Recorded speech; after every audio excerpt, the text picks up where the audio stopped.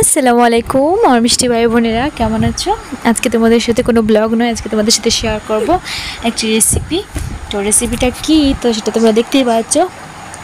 তো এটা হলো চিংড়ি, তো চিংড়ি মাছ নয়, এটা হলো চিংড়ি শুটকি। তো চিংড়ি শুটকিটা এখানে ভেজে নিয়েছি। তো এখানে দেখো, এখানে চিংড়ি শুটকিটা ভুনো করব আজকে। তো কোনো দিন খাইনি, খেয়ে দেখবো কেমন হয়েছে, তারপর বলবো যে তোমাদের সাথে শেয়ার করবো পুরো রেসিপিটা। তো এখানে আরও কিছু জিনিস কেটে রেখেছি যে পরে রান্না করব। শুধু তো চিংড়ি শুটকি দিয়ে বোনা দিয়ে খেতে পারবো না, তাই জন্য। তো এখানে দেখো, ছেলেকে চকলেট দিয়েছে, যে ছেলে আমাকে বারবার ডিস্টার্ব করছে, তো ওর জন্য কোনো ক্লিপ তুলতে পারি না, সেটা তো তোমরা বুঝতেই পারো যারা আমার নিয়মিত ব্লগ দেখো। তো ওকে কোনো কিছু দিয়ে তারপরে আমি ব্লগ শ্যুট করতে পারি, তা ভয়েস ওভার করতে পারি না। যখনই ভয়েস ওভার করতে যাই তখনই একটা প্রবলেম করে। বর্তমানে আমি যখন ভয়েস ওভার করছিলাম তখন খুব প্রবলেম করছিল। তো এখানে দেখো, তো চিংড়ি শুটকি বানানোর জন্য এখানে আমাদের কী করা হচ্ছে, সবগুলা মশলা পেস্ট করা হচ্ছে। আর আমি ততক্ষণে কিছু এদিকে ওদিকে তোমাদের সাথে দেখিয়ে নিলাম।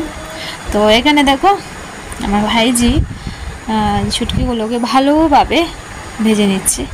তো আমি বলছি ভালোভাবে ভেজে নে, প্রথমে ভিজিয়ে রেখেছিলাম, তারপরে এখানে দ্রুত করে এখানে কিছু মশলা দিয়ে লবণ হলুদ দিয়ে ভাজছিলাম। তো এখানে দেখো খুবই সুন্দর হয়েছে ভাজাটা।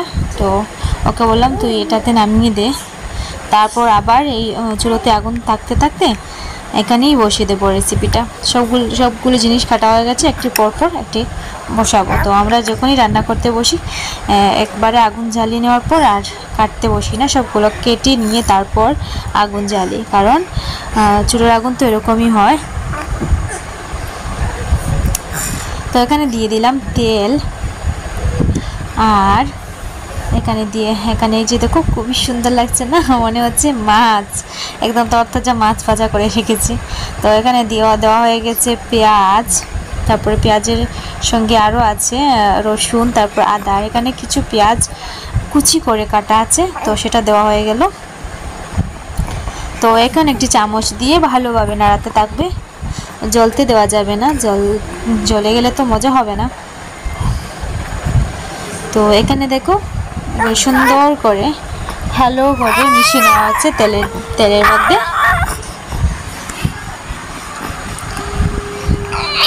তো এখানে দেওয়া হয়ে গেল কি বলো ভাড়া বাকর।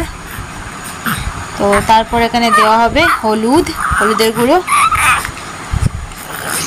তো তোমরা সেটা আন্দাজ মতো পরিমাণ মতো দেবে।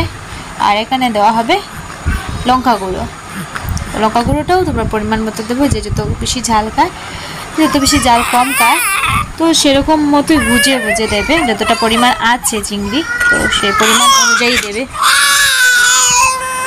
তো এখানে তো ভয়েস ওভার যখন করছিলাম ছোটো ছেলে কান্না করে নিয়েছে, তো ছোটো ছেলে আমার কোলেই আছে। তো এখানে দিয়ে দিলাম, কিছু দিয়ে দিন, সবগুলো দেওয়া হয়ে গেছে, লবণ সবগুলো দেওয়া হয়ে গেছে। তো এগুলো সবগুলো মিশিয়ে হবে। তেল একটু কম দিয়েছি, কারণ এখন বেশি তেল খাই না। আর আমরা তো সবসময় সরষের তেলে ব্যবহার করি। রিফাইন্ড অয়েল যখন যারা ব্যবহার করে তাদের একটু তেল বেশি দিতে হয়, কারণ রিফাইন্ড অয়েলটা একটু পাতলা, তাই জন্য তেল এখন একটু কম দিই। আর এখানে টমেটো দেওয়া হচ্ছে। তো খুবই যত্ন সহকারে রান্নাটা করা হচ্ছে। তো বন্ধুরা, তোমরা প্লিজ আমার চ্যানেলটাকে সাবস্ক্রাইব করে দিও।